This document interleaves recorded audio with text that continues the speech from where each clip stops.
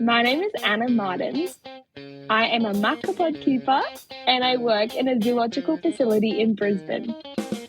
Hello, I'm John Rossi. I'm a touring drummer with a passion for animal conservation. When I'm on the road, I spend as much time as possible visiting zoos, aquariums, and conservation organizations. Now, I want to share those places with you.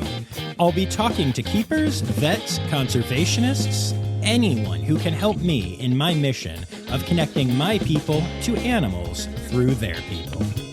Join me on my Rossifari. Hello, and welcome back to the Rossifari podcast. Or really, since I'm currently working on bringing y'all some different facilities from Australia, I guess I should call this the Rossifari. Sorry. Anyway, I am excited to be back here with another episode from the land down under. And this time, I'll be bringing you an interview with a person named Anna Martins, who is a keeper in Brisbane. And the conversation's really exciting for a bunch of reasons. But I'm not going to lie. There's really only one reason that I wanted to have Anna on the podcast. And that reason's name is Rocky. Now, I'm not talking about the Sylvester Stallone movie with the absolutely incredible score. I am talking, of course, about a tree kangaroo. And while we have talked a lot about Matchie's tree kangaroos and a little bit about Goodfellow's tree kangaroos on the podcast, this is our first time doing a real deep dive into a Lumholtz tree kangaroo. And I honestly don't have that much more to tell you about what's coming because I kind of blacked out except for when we were talking about Rocky. No, I'm kidding. It's actually a really great, really fun interview all around. We talk about a bunch of different cool animals. All the stuff in Australia is just so fun and neat and different from what I experience here in the States. And there's a whole lot of that. Anna and I had a lot of laughs, a lot of fun with this one. I had to cut some of the joking out because it was so ridiculous and we were laughing so hard that you couldn't actually make out the words that we were saying to each other. So a lot of fun on this one, y'all. A lot of fun. But we also talk about serious stuff. And we're going to talk, of course, about the Lumholtz tree kangaroo Rocky. And we also do kind of a deep dive into the Treeroo Rescue in Australia, which I am just obsessed with that organization. And I'm excited that you'll get to hear more about that and about Karen Coombs, who runs that who basically is that organization. So yeah, it's a real fun one. We'll get to it in a minute. But first, let me remind y'all to make sure that you hit subscribe so you don't miss any episodes. Make sure that you are following along on the socials at Rossifari and at Rossifari Pod on TikTok. And hey, don't forget that you can support the podcast for as little as $3 a month by going to patreon.com/Rossifari. People that do that get to get some bonus audio from some of the episodes. And that includes a bit of my chat after we stopped the main episode with Anna here. We talked about some really fun stuff. So those little snippets of conversation are also usually let's say a little less guarded than the official interview. You get to hear adult words and all kinds of stuff. So yeah, you could sign up for Patreon and go hear even more of me and Anna goofing around. The last thing that I need to tell you about Anna before we get to the interview is that she recently attended one of the Taylor Swift concerts in Australia. And I'm jealous, y'all. But this may be the biggest Swiftie we've ever had on the podcast, and I would be remiss to not mention that. So without further ado, here is my interview with Anna Martins.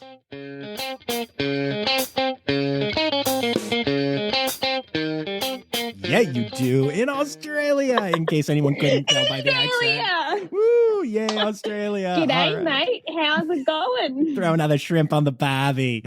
I know you guys don't even call them shrimp. It's prawn. I know. It's just not as fun, hey? No, it's not. Throw prawn on the barbie. So, What I normally do at the start of each interview is I like to find out about the person a little bit. And so I already know that you're a Disney princess and that you're obsessed with being slimed, Nickelodeon style. But beyond that, like, what is your history? Well, as you can probably tell by my voice, I am still quite a youngin'. So we call them a greenie. Don't know what you guys call unexperienced people over there. But if you're still young and fresh, you're called a greenie. So that's me at the moment. I've only been as a paid zookeeper for about 2 years. A bit over 2 years, actually. I lied. And then before that, I did a whole bunch of volunteering. So originally, when I was younger, like I'm talking like fresh out the womb sort of vibes, we used to go to SeaWorld, SeaWorld Gold Coast. I know. I'm funny. We used to go to SeaWorld. Oh, my God. So you used to go to SeaWorld Gold Coast. We used to go to SeaWorld Gold Coast like every weekend. And I used to always be like, Mom, I'm going to be a dolphin trainer. I'm going to be a dolphin trainer. And I stuck to that for nearly like my whole of primary and high school. And it wasn't until like maybe grade 10 when we went back to SeaWorld with my best friend, because I was like, yeah, let's go suss it out. I want to know what I got to do. Because in grade 10, that's when you start picking your subjects for your senior year. And that's going to lead you up to uni and all that fun stuff. So we went and I talked to, I don't know her name. I don't even know if she's still there. But a dolphin trainer. And she didn't crush my spirit, but she gave me a really big, like, realistic view into what it's like to be a dolphin trainer. And I was like, well, that could not be me. Like, I'm not fit. I can't ride a dolphin. Like, I'm a bad swimmer. I can't do this. And so then I was like, okay, that's not for me, but I still love the marine world so much. What can I do? And then she was like, you could be a marine biologist. And I was like, yeah, facts. Let's do that instead. So then I did my Bachelor of Science in marine biology and wildlife biology. And then it was 3 years doing good, slaying every day. And then it got to our last semester. We had to do, it wasn't a thesis, but it was like a little mock thesis thing. I hated it. I hated it so much. And it ruined the vibes of snorkeling for me because we had to go out 5 times. I know this is sounding so dramatic, but we went out like 5 times a day. You're in and out of a wetsuit, like you're sticky, you're gross, and like so tired because you're like swimming. And then we had this underwater like whiteboard that you had to count stuff when you're swimming. And like I said, I'm not a strong swimmer, so it was, and I was like, I can't, like, what am I doing with my life right now? Like, I've just spent 3 years, like $5,000 in HEX debt. So I was like, what am I going to do? And then I had a moment of epiphany in the shower because in year 10, we did work experience, and I did work experience at Australia Zoo, and I loved it. And so I was like, you know what? I'm going to go back and volunteer at Australia Zoo. And I did that for like a year and a half. I fell in love, and I was like, oh my God, this is what I'm going to do. And then COVID hit. Woo, go COVID. And so then there were no jobs available, and the jobs that were available were for experienced people.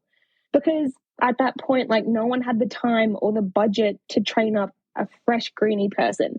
And so they were like, soz, mate, like, you're good, but we just need people with experience. And I was like, that's so fair. No worries. So then I did the Cert 3 in exhibited wildlife animal care, which was the captive course, but I changed the name. And then we were doing that at Currumbin. And then I was so fortunate. I got a job up North Queensland at Hamilton Island. I was an island girl for about a year. It was pretty good. That's where I got my nice tan from. But I was very fortunate, and we were super lucky because we were a small park, but I got to have such a big experience with a variety of different animals. Like, I'm talking little 1.5 meter Anna feeding a 4.4 meter saltwater crocodile. Nice. Like, amazing experience. Got to work with a variety of macropods, and that's where that macropod love came from. We got dingoes, parrots, cassowaries, like snakes, reptiles, like the whole thing, a whole bunch of native animals. But then I was kind of like, okay, I'm ready to come home, miss the fam. And I was so fortunate I got a job down in Brisbane. And that's about where I am right now. All right. My whole life story for you. So I love that. And I think my favorite part is that you were like, okay, so I'm going to be a dolphin trainer. And then you talk to a dolphin trainer. And the dolphin trainer is like, hey, you need to be good at swimming. And you're like, oh, I'm bad at swimming. So you were like, I know, I'll do marine biology, which still involves swimming, just less dolphins. It's like you chose the part that's the less fun of I'm confused by this, but choices were made. Oh, I was just like, yeah, no, that makes so much sense. I'm going to go do that. Like, I'm going to save the world. And I was like, yeah, like, I'm going to find a new species of coral and name it like Anna Martinus, and then go swimming at the GBR and be like, yo, that's Anna Martinus coral. Like, what's up? Like, that's me, bro. I named that. That coral is me. And also I'm going to drown finding it because I can't swim. Brilliant.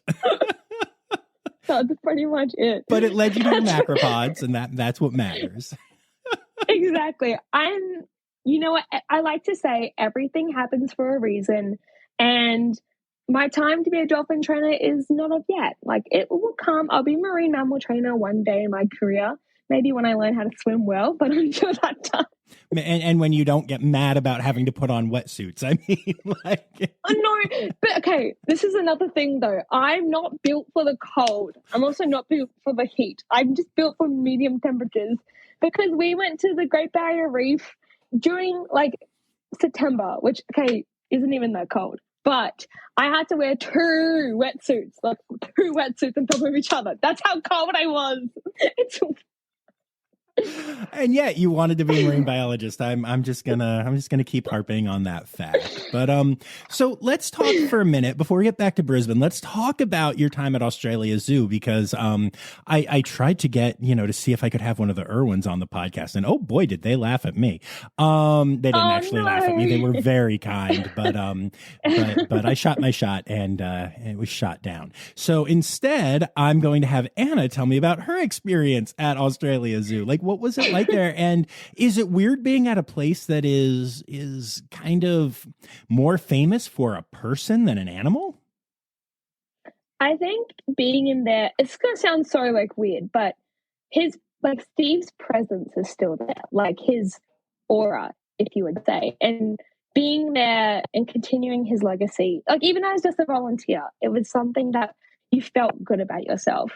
And they have such a variety of different animals, and it was such great exposure at such a young age to dabble into everything. Like, they have natives, they have exotics, they have like a whole bunch of they have a whole bird department with like birds of prey and then parrots.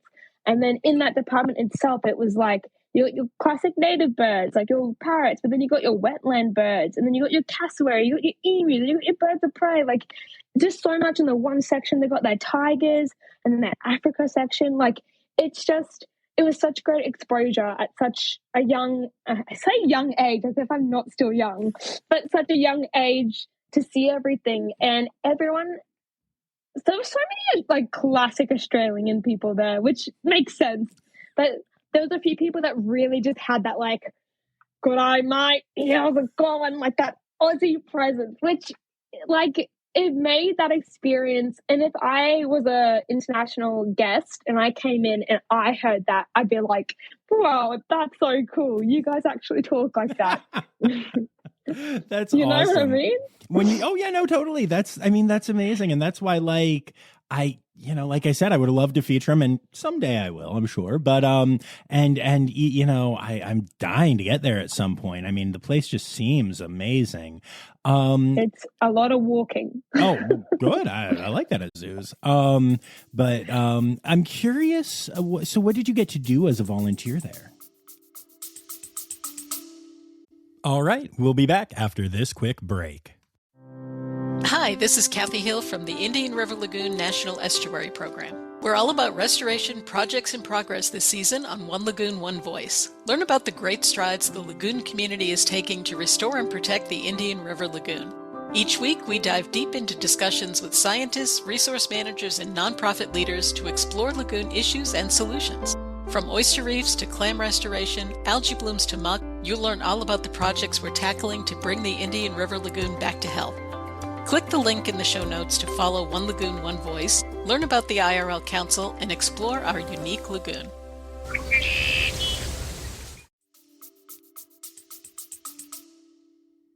Well, you do like the normal stuff, like the raking, and you do like food prep and a lot of guest interaction. But there's one thing that I hold as like such a big moment for my volley time was it was just after COVID when the numbers were coming back. I got to help out in they have a big show in the middle of the day. And it's like, well, they do the crocodile feeding and the birds fly around and it's absolutely amazing. And it was a small part. I didn't like speak or anything. But when I think it was the macaws. I can't actually remember anymore. It's a long time ago. I know, back when you were so young. I know. They fly from one side of the stadium to the other. And I called them over with the little, and they came over and I got to feed them like the little snacks. And then I sent them off and it was just like the coolest feeling ever. And that like sparked a bit of an interest in birds because of that one moment. And I was like, wow, like this is so cool. And it got me really interested in training as well. So it was just that one little moment of being included. It made me feel like, wow, this is amazing. That's awesome. Yeah. One thing that's really no, that's so cool. But one thing that I've always found amusing is that I've talked to a lot of bird keepers on here, and I've never met a person who just like intrinsically loved birds from the start. It's always people who have that experience with a bird or with birds, and then they're like, oh, this is awesome. And that was my experience too. I used to not care about birds. And then I started getting to meet birds for this podcast and I fell madly in love with them. And like one of my favorite animals that I've ever met is a pied crow named Russell Crowe, like the actor, right? And I love him. Cute. And sometimes I get like sad that I haven't seen Russell in like months now. And I'm like, oh, I need to go back to Massachusetts and go visit my buddy Russell. Like, but it took meeting these birds to understand that and really fall in love with them for me. So, that seems to be the case. Fair. Yeah, that's cool. And I love that it got you interested in training too, because like that's such a big part of your career, It is. Yeah, 100%. And shout out to Trainer Talks in Jail. Absolutely. We give them every shout out we can. We're recording this and a new episode of Zoo News just came out. We're recording this in late January. And I think I mentioned their podcast like 3 or 4 times in Zoo News because I love Tess and Daisy. They're the best. So absolutely. Well, I'm a bit biased. I know Tess pretty well, so I love her pretty much too. So you gotta self-plug your besties whenever you can, Absolutely. Women supporting women. That's the industry, man. Yeah, and I guess whatever the heck I'm doing too. Men supporting women. I don't know. Everyone's supporting everybody. There we go. But no, I do think that's really cool. So all right, we need to talk about some of the animals that you're currently taking care of. And there is one that I just this is why we're friends now. Like you reached out to me, right? So you heard me. Let's tell everybody what happened. Like, how did you discover me? Well, so again, I guess another self-plug for Trainer Talks and Tales. Religiously listen. Anyways, I heard there was a bit of a Rocky chit chat. Rocky he's not my beautiful tree kangaroo, but I like to, self-claim I'm one of his mums. But I heard Tess name dropping my Rocky boy, and I was like, whoa, she ain't even his keeper. Like, what's going on here? And I was like, Miss Girl, you're trying to steal my limelight or something. And so I was like, nah, this guy, he needs to see some Rocky pics. And I was like, step 1, follow. Step 2, message. Step 3, send Rocky pics. And I mean, that was literally it. The first message that I got were just close-ups of this incredible tree kangaroo. And I was like, I don't know who you are, but hi, I love you. Keep this up. And the best part of this was, and I know that you know her, but, Ren Howell and I are good friends, and she's been on the podcast a while ago. And she regularly sends me pictures of Kofi, the Goodfellows tree kangaroo that are at at her facility. I regularly get just these like unfiltered behind the scenes photos and videos of my buddy Kofi. And I'm not kidding when I say, right? But I'm not kidding when I say the day she left for maternity leave is the day that you sent me Rocky pictures for the first time. And I was like, I've got a new supplier. This is incredible. I was very excited about the whole thing.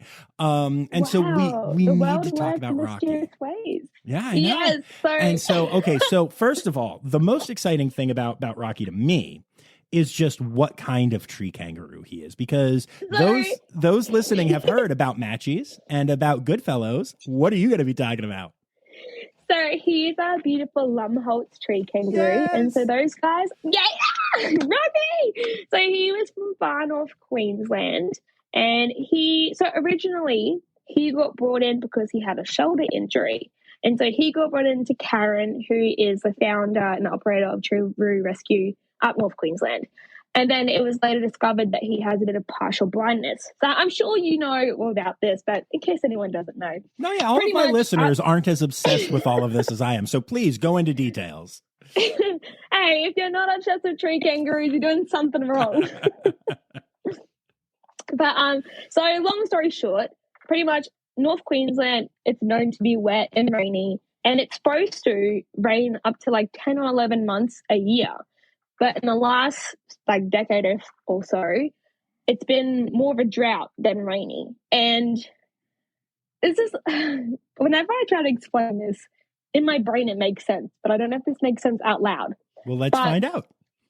Yeah, so as you probably know, koalas eat toxic leaves, and rainforest trees can be pretty toxic as well. So the tree kangaroos, they eat it. It doesn't really bother them too much, but because it's been really droughty and there's not a lot of rain, trees will retain that water where they can, and they pretty much make their leaves more toxic so that they provide more protection for themselves so that animals won't eat them. And tree kangaroos, being herbivores, they're going to eat the leaves, and because that's their food, they're going to eat it. Like it is what it is sort of thing. They need their snacks. But because it's such high levels of toxins in that plant, that toxins is affecting them neurologically. And so the best analogy, which I actually am stealing this off Karen, because I heard a podcast a couple of months ago and I'm stealing this analogy, so thank you, Karen. If you have a pepper tree, and if you want that pepper tree, well, I hope it's a pepper tree. I actually don't know if it's a bush or a tree, but either way, you have your pepper plant and you want your pepper plant to be more spicy, you give it less water, because then that pepper produces more chemicals. So it is keeping that water and producing more chemicals, less animals will eat it. And so that's basically what those trees are doing up north. And then the poor little tree roos are like, I still need to have my snacks. So they eat it, the toxins affect them. And then their depth is what affects them the most. So they can still see, but just the depths of things gets altered. And then they find themselves in situations, and then that's when they get hit by a car or they get attacked by a dog. So it's kind of like a knock-on effect sort of thing. So the vision itself isn't the overall problem. Like definitely, bad vision is a problem.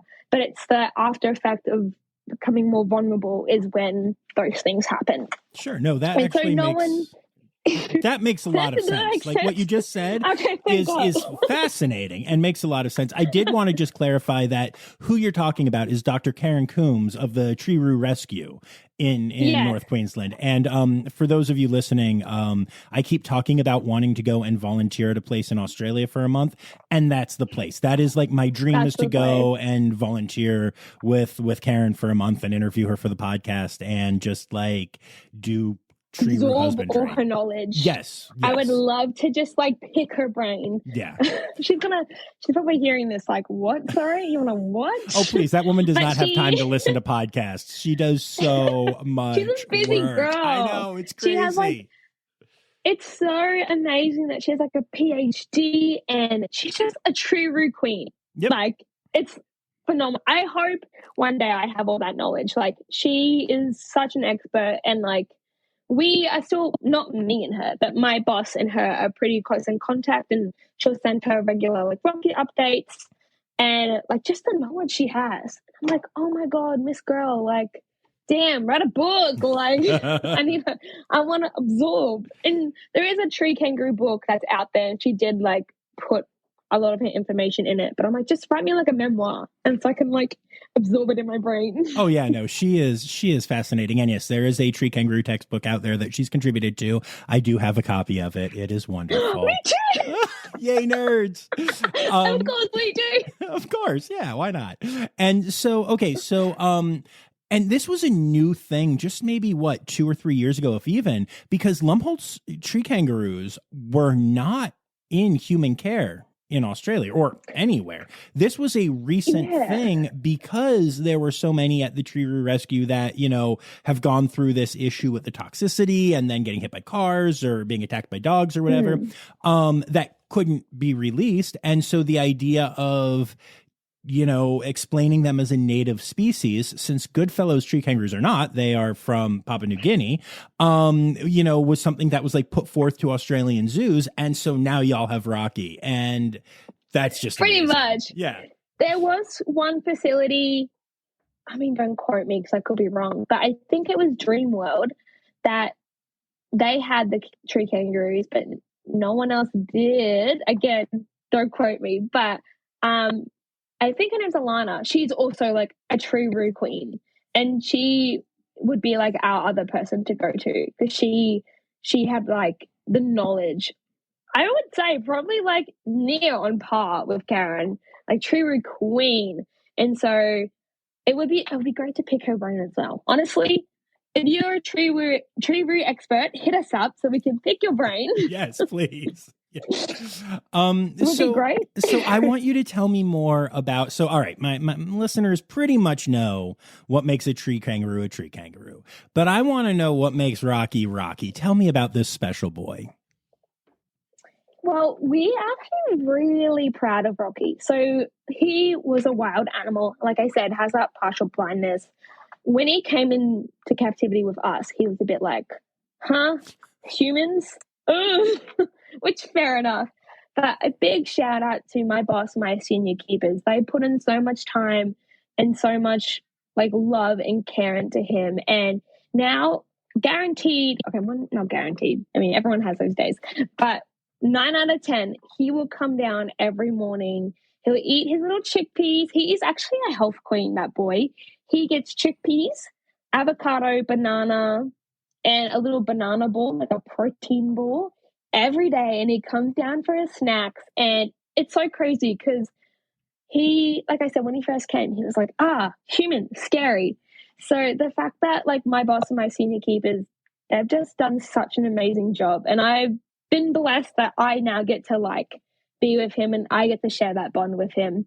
But it's so good because now we can like feel his body, check his body score condition. We can feel the base of the tail, which is one of the things you do for a macropod to make sure they have a nice, healthy body score condition. And he doesn't really care. Like, he's like, yeah, do whatever you want. Let me just eat my chickpeas. Like, he doesn't mind an occasional little photo. Gotta send to Rossifari. It's so true. I get so many and I love it. So tell me, chickpeas are not something that they get in the wild. I don't think there are a lot of Australian chickpeas out there in the world. Tree. Yeah. So no, so how did you discover that? But how did you discover that? Like, do you know how they figured that out? That's like his jam? You know, that's actually a good question. I'm not entirely too sure. But when we had whispers that we were getting a big Rocky man, we reached out to a few facilities that had tree kangaroos, so Currumbin and Dreamworld, and we were like, hey, we're getting a tree roo. Can you show us what to do? And so my boss, and I think the vet and my senior keeper went to those facilities and they were like, this is what we do. This is what we give. This is how we clean, like all that fun stuff. And then my boss went up to Karen for like nearly a week, I think. And Karen just showed her the ropes. I don't know who said chickpeas are good. Like, I don't know who invented that, but it's just part of the zoo diet. Yeah, but we do give him he's like, I call him a koala because he gets fresh browse every day. And my God, you probably know this. Kangaroos are picky eaters and they're like koalas. It has to be the tip, the fresh stuff that's filled with all the yummy waters and all the good things. Because if you get him old food, he will literally side eye you. Like, I'm not even kidding. Bombastic side eye. Like, he'll be like, sorry, what is this trash? I want the fresh of the fresh. So you'll often see me with like a giant pole saw trying to like cut the tree down. And like the other day, these umbrella plants, they were budding and they love the buds. They're pink buds that you probably see all the time on like Karen's Facebook. Do you know how tall an umbrella tree is? Do you know how tall I am? I do not. I don't know either of those things. Well, I'm a short girl. Those are big trees. So I have like a giant 7-meter pole saw, like cutting down these buds. Because I'm like, anything for my Rocky man. Anything. Like, he wants these umbrella buds. My God, I'm going to get him these umbrella buds. And he's a citrus type of boy. He likes his citrus. We don't grow citrus at work. We're growing citrus now because we like citrus. But he was like, I want citrus. And we're like, yeah, no worries, bro. So I went to my neighbor's house at like 5:30 in the morning, knocked on the door, and I was like, hey, we've only met like 3 times, but you have a citrus tree. Can I please cut it? And they were like, yeah, sure, I guess. And then I was like, I'll explain later. Peace out. Thanks. Came back that afternoon with I went to Kmart, printed out a little photo of Rocky, and I wrote a little message saying, thank you so much for the citrus. Like, you made my day. I was like, oh my God, what is this monkey? And I was like, excuse me? This isn't a monkey. I was like, the audacity. It's a tree, and he's my best friend, and I love him. He's the love of my life. But thank you for the citrus. Let me educate you. Let me spend 20 minutes talking about why tree roos are super duper cool. Oh my God, that's amazing. I love that you did that. That's really cute. That I want a little picture of Rocky and a note from Rocky. That's really cute. But yeah, send it. Yes, please. So tell me, here's my question though. Okay, so you mentioned browse, right? Oh yeah. And leaves and all that stuff. And so in the wild, they eat these toxic leaves. Do you give them the same leaves in the zoo, or have you found like other things that you can replace that he likes as much? All right, we'll be back after this quick break. What if I told you scientists discovered 100 new species in the deep ocean? Why did crocodiles survive extinction? Megalodon. How did it go extinct? Hey, it's me, Forrest Galante, wildlife biologist. You might know me from Joe Rogan's podcast or my various TV shows like Extinct or Alive and Shark Week. Join me and my friends as we dive into the wild world of animal anomalies and everything wildlife.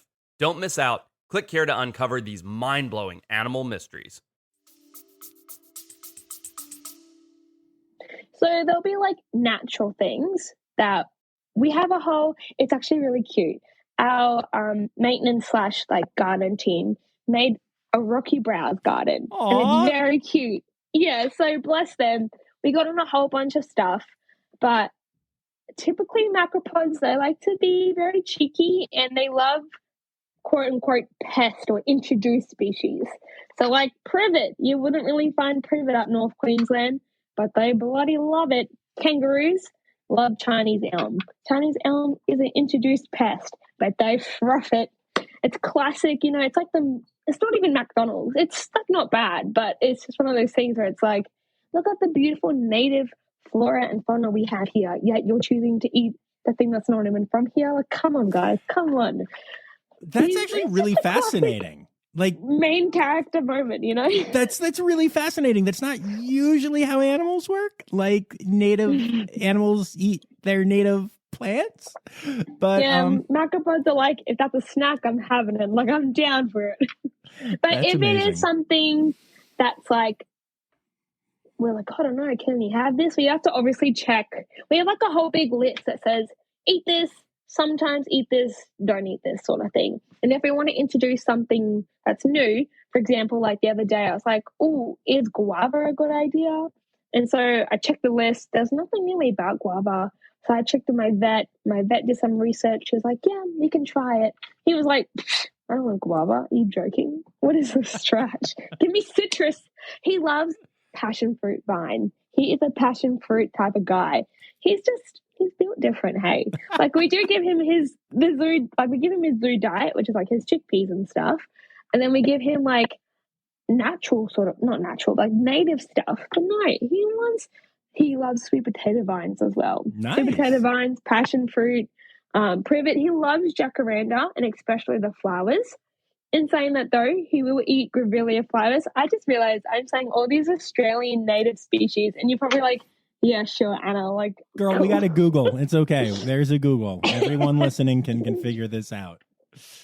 But no, I love that. He will. No, I do. I love that you're saying all of this because it's a really varied diet, and like you're really passionate about it, and that's cool. I'm all about it. Just no guava. I'm very lucky. No guava. Yeah, no guava. I'm very lucky. I'm very lucky that I get to work with him. In saying that, though, I'm so lucky that I get to work with macropods because I know a lot of people, they often do think, oh, for the listeners, I should be like, I'm macropod, by the way. Macro means big and pod means foot. So what Australian animal do you know that has big feet? And then this is when a lot of people say crocodiles. And I'm like, no. What do you mean? I'm standing in front of a kangaroo. It's a kangaroo. So wait, if macro means big and pod means foot and cast means broadcast, then this is a podcast. Does that mean that I'm supposed to be broadcasting my foot? Because I thought that was an entirely different thing that happens on the internet. I don't know. Whoa. This just got weird. I'm confused. No, I'm just talking about kangaroos. Oh, okay, so macro means big, pod means foot, so big feet, and kangaroos have big feet. Okay. All right. I don't know. Maybe a podcast is a footcast. I don't know. I'm just trying to learn. That's all I'm saying. I'm just trying to learn. Must be a translation barrier, you know? All right, so we've established what Rocky eats and that you know he's really come a long way, which is honestly an amazing story. As much fun as we're having, like, the story underneath this is a really beautiful thing. One thing that I find with animals, having met just dozens and dozens of species at this point, is that they're never as soft as you think they're going to be. And oftentimes they're very like almost coarse, like binturongs and red pandas and stuff have really coarse fur, even though they look really soft and cuddly. The softest animal I think I've ever touched is a Matschie's tree kangaroo. I cannot believe how soft they are.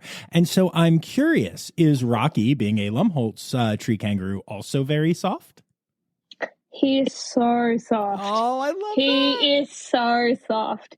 He, like, I would actually honestly say the softest macropod is a Joey red kangaroo. Like, it almost feels like velvet, but his, like, it's soft. I couldn't even give you like a comparison, but it's not coarse. Like, the bandicoots are really coarse, but he's not even fluffy. It's such a like weird, silky, like, medium. Right? I mean, I can only think of the Matschie's. I have to see if I can find it, but I have a picture of myself. So I had met a couple of Matschie's tree kangaroos by this time. And I was hanging out with one that I had actually met before, but that had learned the touch behavior. So I was finally allowed to stroke it, which I had not been able to do before. I had fed it and such. And there is a picture of when I ran my hand down the back of this Matschie's tree kangaroo for the first time, and my eyes got so big because I couldn't believe it was the first time in all these different animals that I've met where it was actually as soft as I had thought it would be. And there's this really bad picture of me, but you could tell my eyes are so big and I'm so excited because, the tree kangaroo is as soft as I wanted it to be. That is so cute.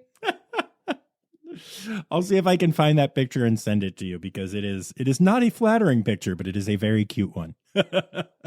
No, yeah. That is so cute. And definitely it's just way softer than you think. Like, looking at him, you don't think he's soft, but then you pat him and you're like, what the heck? Like, this guy is soft as. And for sure, that's silky, I would say. Tell me about his personality and what your interactions are like? Well, so he normally comes down, like I said, 9 out of 10. He'll come down 9:30 to 10:30, depends on when we get there. And he's so cute. I'll have to send you a video of him coming down the tree because I don't know who made tree kangaroos. Like, I know they evolved from rock wallabies, but I don't know who made them. But you look at those things and you're like, are you sure you're a boreal? Like, are you sure you're built for this? Like, I don't think you are. Because you'll see him, he comes down like a fireman. Like, he'll just like, and it's like, sometimes it's not even a swift motion. It looks like he's just like hanging on for dear life. Like, oh my God. But then he'll come down and he's so cute. He'll like stomp on over to the platform, like, num, num, num, num, num. And then he's like, okay, girl, where are my snacks? And like, because we had them in a little plastic container, sometimes you're in awe of Rocky that you forget that you had the snacks. So he'll look at you, like literally like death stare you and be like, bro, where's my banana ball? And I'm like, oh my God, I'm so sorry. And so I'll take it out. And normally he is a good boy and he'll kind of like open up his mouth, like choo-choo train, like, ah. But like sometimes he'll be like, yoink. And I'm like, oh my God, we're touching hands, we're in love. And I'm all like fangirling, and he's all like, girl, like, just give me my food, like, chill. But he's cute. We like hand feed him, and like, wow, he's nomming away on his food, eating his chickpeas. Again, that's when we do like our body score, making sure there's no cuts or abbreviations or anything like that. Do a little bit of a check his gut feel, making sure he's a nice, perfect man, which he always is. It is in the talks that we want to get him to sort of like present himself a little bit more, just so we can check like the underside of him to make sure his feet and everything like that's all good. But also, like, if you pick up a macropod's foot, they're kind of like, what are you doing to me right now? So we want to get him to do it all on his terms, sort of thing. So just more training, more conditioning, more desensitization. We like touch his feet very nicely just so he knows that we're there.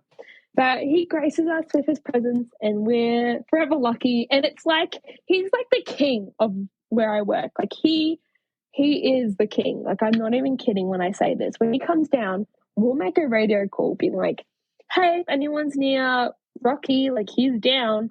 I kid you not, people will be running from the other side of the park. Like, they're like, I'll be there. Someone the other day, they just finished a platypus tour. And then we made that announcement and they were like, I'm on the other side of the park, but I'll be there in like 30 minutes. And they're like running. And I was like, oh, chill. You have at least 10 to 15 minutes. Like, it's all good. And they're like, I've never seen Rocky before. And I was like, well, this is about to be the best day of your life. Like, Rocky is the best day of my life every day. That is amazing. Yeah, no, Rocky, I get so excited every time I see that I have a message from you. And it's often at like really awkward times because like you'll send it when you get off work, which is like, 2:30 in the morning, my time. And so I wake up in the morning and I have pictures of this adorable tree kangaroo and it makes me so happy. That is the best way to start your day. It literally is. I mean, I have this thing. There's this thing going around the internet right now. I don't know if it's true or not, but that I think maybe in Sweden or something, there's a term called a herkel-durkel, which is, now that I say it, it sounds fake, but whatever. And it's a herkel-durkel, according to random things on the internet that I haven't researched, is when you start your day slowly, when you wake up and you maybe look at your phone a little bit and stretch out. Like, you don't have to like hop up and get in the shower and go to work. And that's my entire life. I'm a musician. I don't normally have to ever start my day. I do that every single morning. And part of it is I don't put my glasses on early on. Like, I might lay in bed for half an hour looking at my phone and just relaxing. So I will not put my glasses on for like sometimes the first half hour or even hour of my day until I like get out of bed and, live my life. And if I get a Rocky picture first thing in the morning, I immediately grab my glasses because I am immediately, no matter what, going to be looking at those pictures and I need to see them as clearly as possible. So, Yeah, you got to like see my handsome man. Couldn't be blessed. But okay, in saying this, We are giving Rocky a whole lot of love, but I look after more than just Rocky. I know. I feel bad if I just talk about Rocky the whole podcast. I was actually just going to transition to the other macropods that you take care of, I promise. But I wanted to tell you that last story and then say, but with that said, we can now move on to what else you take care of. Yeah, no, I mean, it really is a very meaningful thing to me whenever any of the keepers that I've gotten to know send me stuff. And like, especially like tree kangaroos are one of my favorite things. You're the only person I know that has a Lumholtz that I'm friends with that like just sends. It's like it's heaven. I'm gonna have to plan it now so that you're actually gonna be asleep because Mr. Owl stays up to bloody 4 o'clock in the morning. Only when I'm doing interviews with certain Australians who didn't have any other time available. Australian, you Aussies, Aussies. I'm gonna have to plan it so when you wake up, you're going to just be like, wow, I'm blessed to have a true kangaroo. And I'm going to be like, yeah, every day is a sleigh when you see Rocky. It's true. Okay, so what else do you take care of? So we have around 170 individuals. Wow. It's yeah, so majority of them are eastern grey kangaroos. And then we have red kangaroos. And then redneck wallabies and swamp wallabies. And then we have rufous bettongs, which the way I describe a lot of these small macropods, it's a rabbit cross a wallaby. Like if you can imagine that, that's a rufous bettong. Oh my gosh, that's amazing. We also look after paddy melons, which are a bit stockier wallabies, but slimmer face, but a bit stockier. And then we have bandicoots, which technically aren't macropods, but they're with us. They're hanging out with us. And what I love about our bandicoots is that they're all named after cheeses. So we have Big Cheese, who's like the big man. And then his girlfriends are Brie and Camembert. And then the offspring is Manchego. And Ricotta. Oh, that's and adorable. Then I know, so cute. And then we got a new line. Another boy to, make sure Big Cheese isn't spreading his seed everywhere. And his line is going to be after charcuterie boards. So his name is Pickles. That's amazing. I know. It's Very so nice. cute, hey? So can you explain what a bandicoot is to my listeners? When I make bandicoot food with my volunteers, I always describe them as big rats. They're big cute rats. But if you've seen a bilby, it's in the same sort of like genre as bilby, but imagine if a bilby and a rat had a baby. That's sort of like the best way to put it. And then we have potoroos, which are like if a quokka and a bandicoot had a baby. That's wow. A lot of my animals are like mixed breeds in my brain. Amazing. That's like the best way to like describe them. Otherwise, people are like, a what? Potteroo. A what? I'm like, it's a bandicoot and a quokka. Like, that's what it is. Has like the body of a quokka, but like a pointy face like a bandicoot. I'm just going to send you 400 photos now, so that you can have like incredible. name to visuals. All of the native wildlife of Australia is incredible. It's just I just love it all so much. It's so cool. So you mentioned swamp wallabies. Yeah. What is a swamp wallaby compared? Like I know, like I've met a couple different wallaby species, including rock wallabies, which I think are my favorite that I've ever seen. They're tiny so and they cool, right? live on rocks and they're so cool. But what is a swamp wallaby? I'm picturing just like a rock wallaby, but in like overalls and a straw hat and like something sticking out of its mouth. But I'm guessing I'm wrong. I mean, look, when they're eating the hay, that's virtually what they look like. So a swamp wallaby, if you've seen like a normal rock wallaby, sort of same vibes, but swamp wallabies are normally a really sort of dark browny color and it has some coloration of sometimes yellow, sometimes like a red, just kind of depends on the wallaby itself. But given the name, they're sort of found in that swamp sort of area, but in forestry areas as well. But they're really dark coloration, so they blend in really well. And where we live, we have like a big forest area, and they live in there, and it's so hard to find them, but they just blend in so well. You got to have like binoculars on, and you just see like a little like ears poke out, and I'm like, I think that's a swampy. but you just gotta like eyeball it, you know? Yeah, no doubt. Zoom in. Y'all, But they're cute. I wish you guys could see. I know we don't do video with this podcast, but Anna is acting out everything she has said this entire podcast, including when she said binoculars. She used her fingers and made binoculars over her eyes. And when she gets excited, she gets right up close to the camera. So I just see like half of her face as she's like saying this stuff. It's it has been a treat. It has been an absolute treat. You should like next time I do a presentation, because I do presentations quite often, you should see me in my koala talk, because when I talk about breeding, I go like this. I'm like, yeah, when they breed. Oh, God. And everyone always cracks up laughing. And then after, I'm like, why did I do that? That's so stupid. I mean, I've been told I like talk with my hands a lot, which I'm Portuguese. So apparently that's a big like European thing that like European people talk with their hands. I guess it's like to grab more attention because I need more attention of myself. That's what all of this is, like just grabbing your attention. I mean, I'm Italian, so I do understand this. But yeah, I could actually tell that you were Portuguese from the accent. Oh, well, it's my mom. My mom's accent. It's a bit of a lisp as well. It just makes it a unique interaction, really, because you never know what you're going to get. So is it the Aussie? Is it the Portuguese? So like, were you born in Australia, and your mom's from Portugal, or how did that work? I'm curious. Well, both my mum and dad are Portuguese. Okay. And then they met in Australia though through my uncle, which is pretty cute because now us Europeans, we love soccer. So apparently dad and my uncle were playing in a soccer club and mum was like, yeah, I'm going to go support uncle. And then she came and then my cousin introduced them and apparently it was like love at first sight, blah, blah, blah, blah, blah. Here I am, 3 kids later. Oh, older sister, middle sister than me. So yeah, 3 kids later. Boom, an angel was born. Oh my God. That's what I always say to my mum. I'm like, just a God's gift, you know what I mean? Like, because I was a bit of a surprise. Because between me and my sister, my older sister is 9 years.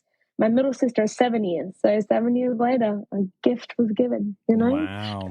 A present from heaven above. That's pretty cool. Yeah, I because you have on your Instagram profile that you are Portuguese and Australian, and I was like, that is a unique combination. Yeah. What can I say? So I'm curious, like, what is the environment? So you have 8 million of these kangaroos and wallabies and stuff. It sounds like a huge population. What is the habitat like? Is it a walkthrough? Is it just like open? Is it a bunch of small habitats? How does that work? So with our kangaroo reserve, it's like 5 hectares of just open like grass, and it's a walkthrough, so people can come in and. Look, we're not supposed to have favorites, but in saying that, there's a beautiful red kangaroo. His name is Pluto. He's such a handsome red man, so beautiful. He's literally the definition of gentle giant. Like, he's just gorgeous, 1 in a million, like perfect man. And then we have an eastern grey. His name's Hector. Hector's a bit of an old man. He's called One-Eyed Hector. And those two, they're like the best part. Like, you come in, I mean, I'm really biased, so I always like redirect people to those animals. I'm like, you want to see a big red kangaroo? Because those guys get up to 90 kilos. Like, it's impressive. They can get up to speeds of like 70 kilometers. I go for a whole big spiel. Anyways, and I like walk them over. I'm like, this is the most handsome man. He's Pluto. And people are like, oh my God, so big. And I'm like, I know, bro. You should see when he stands up. Massive. He's beautiful. But so that's our walkthrough. So we have the 2 kangaroo species and then the 2 wallabies. They all co-house together. They're all besties. And then you go through to our wild walk area that Tess might have talked about on her podcast when you guys hung out. We have a whole nocturnal precinct where you come and do night tours at nighttime. And that's where the rest of our gang is. So we have a little mini macropod section with like our potoroos and bandicoots and patty melons and all that stuff. They all co-house together. But then Mr. Rocky Man, because he's the main character, because he's the king of my facility, he gets a big, giant, big tree all for him, and he's the star of the show.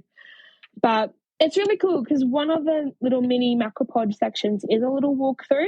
And during the day, because most of our guys are crepuscular or nocturnal, so active dawn and dusk, you don't really get to see them during the day. I mean, sometimes if I'm like, hello, are you there? I'm just gotta make sure you're alive and thriving. But at nighttime, we've come at nighttime. We did like a staff sort of practice tour. And it is so amazing to see our animals at nighttime and actually see them do things. And we have this old little man. His name is Grumbles, and his name's Grumbles because he grumbles. And he's like 8.5, so he's an old Rufus Bettong. But he's so cute. He'll like literally sit at your feet and be like, snacks? Where's my snacks? And then you like feed him little biscuit, and he'll go like, oh. And it's like, so cute. They're so cute. As you can tell, I'm a proud mom. I love them so much. No, that's awesome. That's so cool. I would love to see, especially a nocturnal tour. That's just amazing to me. I do know what Bettongs are because I've actually seen brushtail Bettongs over here. That's the only kind that I've seen. But really? But I do know what you're talking about. Oh yeah.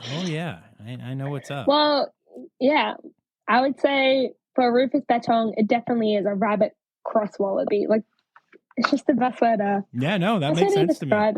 Yeah, I love that. Someone said wombat once, and I was like, wombat? Where are you getting the wombat from? And they're like, look at his bum. I was like, yeah, okay, fair enough. It is a very wombat bum. So here's my question for you. Yeah. Favorite animal at the facility that you don't work with?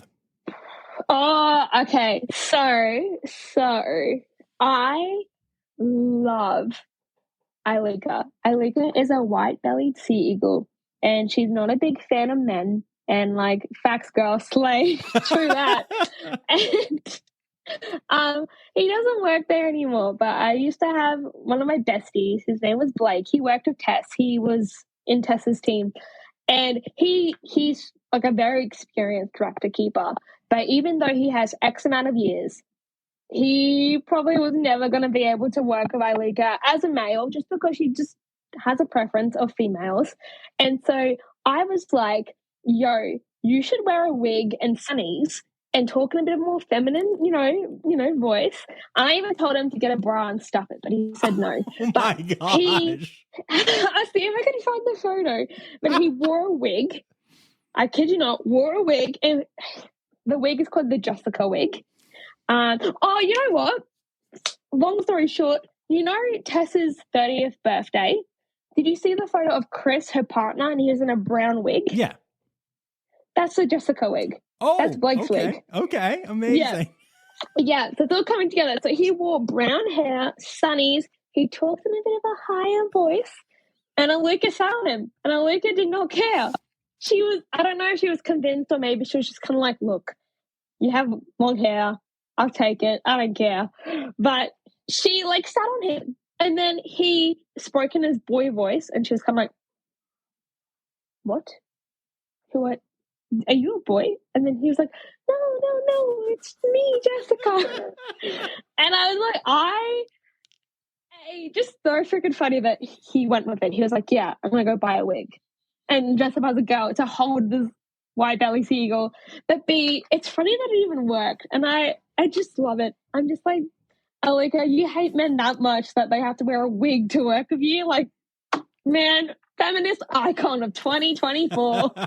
Ailika, the white belly seagull. Oh, that is absolutely amazing. It just makes me laugh. Like, it's just something that I'm like, Miss Girl, like, why? Classic animals, and they're classic. But from what I know, though, like, a lot of eagles are very notorious for being sexist, from like my understanding. So you gotta do what you gotta do to get that experience. Like, that's so fair. No, Wear that wig, Blake. Absolutely. And I find that with a lot of animals, and sometimes I even wonder if the industry kind of pushes pushes that more, not on purpose, but because it's such a female led industry now. I mean, it's often very much, young female keepers. And I've often wondered if that doesn't have an impact on the guys that do come in, especially on the animals that are a little more sensitive about guys. So yeah, no, it's an interesting conundrum, but that was a great solution. I really like it. Yeah. Well, from what my experience has been, a lot of the animals I worked with are more favored in females, but we had a self-crested cockatoo. His name was Freddie. He was a really good cockatoo. Like, normally cockatoos are very cheeky, and he was a good boy, and he would, like, a really trusting boy, and he would, like, work with you really well, even if you didn't really know him. But if you were a boy, he would just love you, like, off the bat. Like, he would still listen to your commands and everything. Like, if you choose him to do wings, he'll do wings. But just, he would fall in love with a boy without even knowing them. And I'm like, bro, like, I give you fresh food. I take you out for exercise. Like, I'm the one that trains you. And you're out here loving him? And he's just a boy. Like, what do you mean? We had this park, like, assistant who just helped out with, like, the cleaning and the maintenance and stuff. And I was like, yeah, like, come on in, like, come say hello to the animals. And then just when the birds, like, fall in love with them, I'm like, this is rude. This is so mean. So then I would go to the dingoes, who Aubrey would favor females, and she would cuddle me, and I'd be like, yeah, that's right, respect. Oh, I want to cuddle a dingo. That's amazing. But also, I think I'm getting an idea for what you're like in a relationship, and it might be the jealous partner that you turn out to be. I'm just saying. It's the impression. No, I'm cool as, bro. Keep my toxic thoughts in my brain like a healthy person. Then just spill them out on some random podcast someday. Yeah, pretty much. That's the healthy way to cope, right? Yeah, I mean, I hope so. That's what I do. Why do you think I do this thing twice a week? Like, come on. Exactly. What can I say? You just gotta fight fire with fire. Am I right? You get cockatoo hugs, I get dingo cuddles. Like, whatever. Seems it is fair. what it is. I think you win that battle, actually. I love cockatoos, but I'd rather cuddle a dingo, not gonna lie. Look, I can't show any favoritism. All you've been doing this entire episode is showing favoritism. Hey, it's because Rocky's really cool at it, okay? Like, he's sick. He's a handsome man. But you know what? If I took Rocky out of the picture, which would never happen, but my actual favorite, I think, because Rocky is like every pod keeper favorite. Like, he is everyone's number one. So my real number one, if not Rocky, it would be this long-nosed potteroo that's called Drumstick. And he's called Drumstick because he's a little drumstick. Nice. And I love him. And he's just the cutest boy in the world. And I'm in love with him. He's my best friend. I think he just associates me with snacks, but that's fine. That's fine. You as long as you love him. Plus, it's a great name. Let's be honest. I mean, I've got a whole bunch of drumsticks right over there. Just right over there. Hey, that's it. Hey, that's it. That's awesome. So, is there a conservation organization that you'd love to give a shout out to? There is. I don't want to say two. I don't want to be greedy. No, say two. That's fine. If there are two that you really love. Yeah. Okay, well, I want to obviously give a big shout out because we've been talking about Rocky. We have to shout out the True Rescue with Karen because, I mean, it's where we got our beautiful big man from. So we got to do it. But also, like, she is Wonder Woman. Like, from what I have seen and stuff, like, she is out here like rescuing them and like doing so much. And when she like first came up there, I believe there wasn't really much known about tree roos. And, like, no one really knew what a tree... Like, look, I'm not going to lie to you. I didn't even know what a tree roo was before I was a macropod girl. You know what I mean? And when I got told we're getting tree kangaroos, I was like, sorry, a what? Like, a kangaroo in the tree? Excuse me? But so the fact that they're native to Australia and most Australian people don't know it's a thing, like, is actually crazy to me. So, like, it's just a big shout out to her that she's going out there. She's doing these big, like, PhD like programs and stuff, and like just Wonder Woman. It's like Wonder Woman, Karen, like that. And it's crazy. And yeah, she does so much amazing stuff. And she is a lot of the reasons why people are so passionate about kangaroos is because of her, because she's created awareness for it. So I gotta give a shout out to the OG, you know. I love that. And then what's the other one? Yeah. Another organisation that's a bit close to my heart is the Currumbin Wildlife Hospital. So those guys out there doing really amazing stuff, and they've recently had this vaccine for chlamydia for koalas. So chlamydia in koalas is a stress-induced disease. So their immune system gets really low, loss of habitat, no food, gets really stressed out, and their immune system gets really bad. That's when the chlamydia seeps in.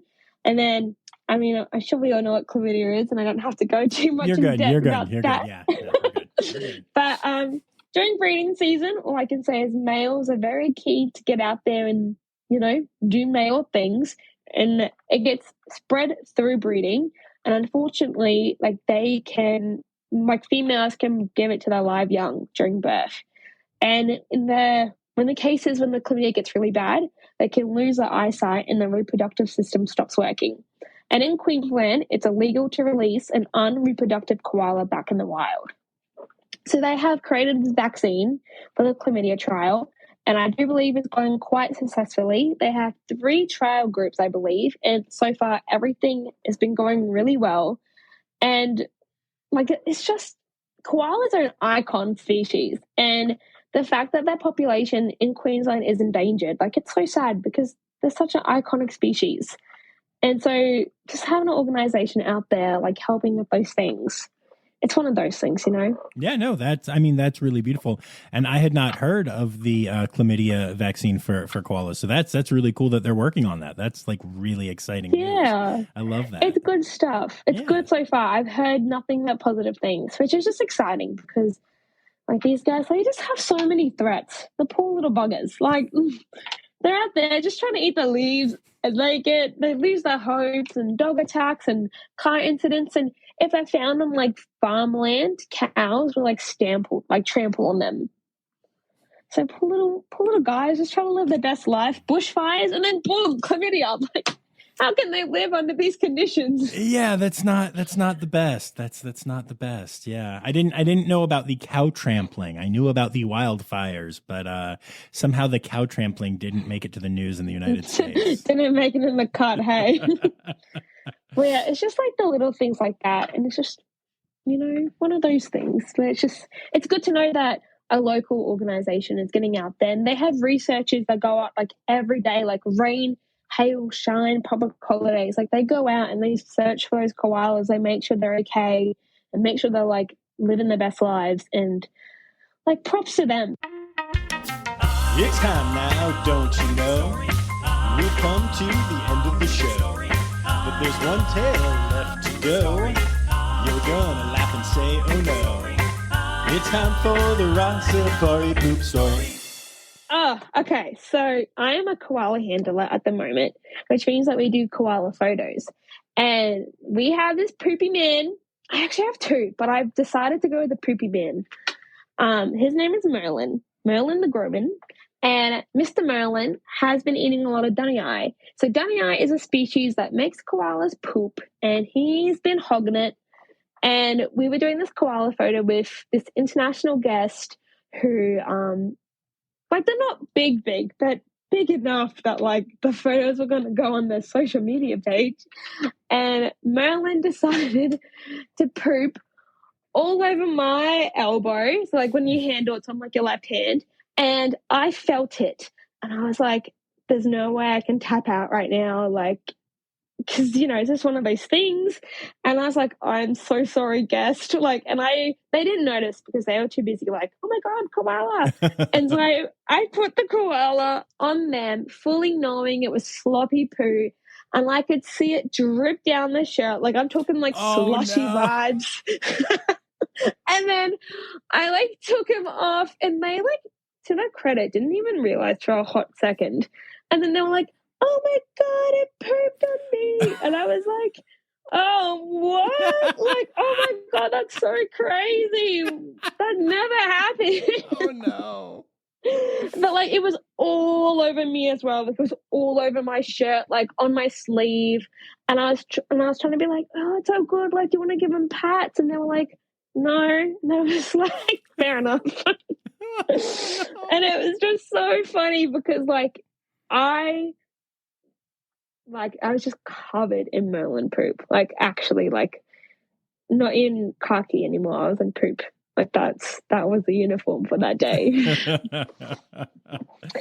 And I was like, I'm incredible. So sorry, guest. And it was just one of those moments I was like, thank God that, like, you know, they didn't notice when, like, he was pooping. You know what I mean? Like, they were just too fixated on, like, the koala. But then I was like, well, now the Instagram is going to be covered in koala poop.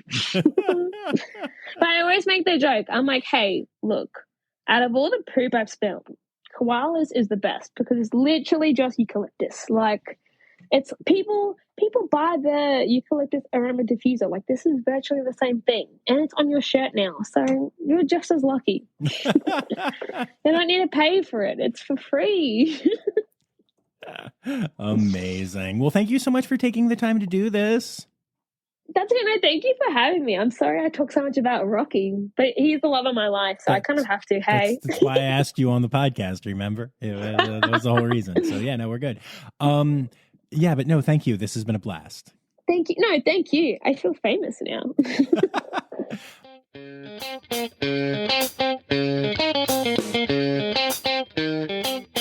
Oh, there you have it, folks. What a wonderful time. We had so much fun laughing and talking and all the things. Anna is just a really, I just love her spirit. She's really fun, really funny, really self-aware. And I wish y'all could see or hear even more of the conversations that we've had, both around recording this and just chatting as friends. As a matter of fact, in the time it took me to start recording this audio, just at the end of this episode here, I have gotten 5 messages from Anna, and I'm sure that they are all hilarious and brilliant and silly all at once. So nice to have friends like that. I really hope there's a Rocky picture in there, y'all, because let's be honest, that's really what this friendship is all about.